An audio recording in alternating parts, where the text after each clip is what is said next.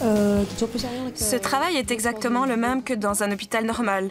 On soigne et on s'occupe des patients dans plusieurs domaines. On s'occupe aussi bien des brûlures que de l'orthopédie et toutes les spécialités qui existent dans le secteur médical.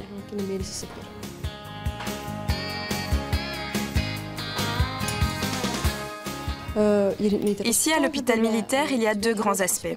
Nous avons un département qui s'occupe uniquement des brûlés. Tout le monde peut se faire soigner. Les gens arrivent ici avec toutes sortes de brûlures. Ils sont opérés, hospitalisés. On en prend soin jusqu'au moment où ils peuvent rentrer chez eux. Il y a un second département destiné uniquement aux militaires. Cela va de l'orthopédie à la chirurgie abdominale et d'autres domaines tels que la médecine dentaire qui est également pratiquée ici. Ces services sont uniquement accessibles aux militaires qui viennent se faire soigner ici et qui rentrent ensuite chez eux.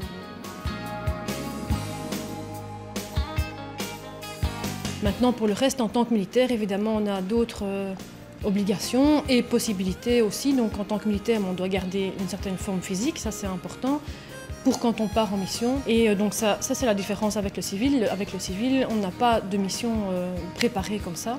Et on a aussi plus de possibilités au niveau des formations.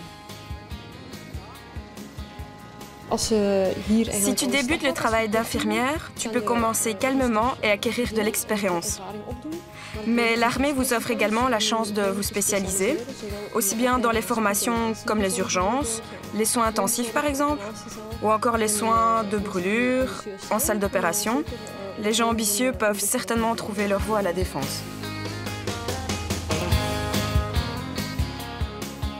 Au niveau des horaires, c'est pas comme un horaire d'infirmier, hein, c'est pas toujours facile. Maintenant, quand on part en mission, il faut aussi pouvoir s'organiser avec la famille. Donc ça, c'est peut-être une chose difficile, on va dire.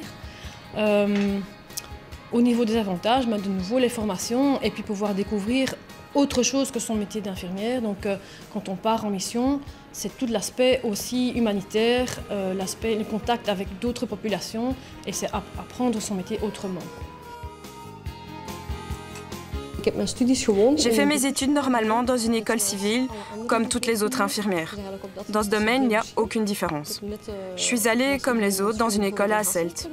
Et ensuite, je suis venue travailler à l'hôpital militaire. Pour moi, l'avantage est assez spécifique. Nous pouvons de temps en temps partir à l'étranger.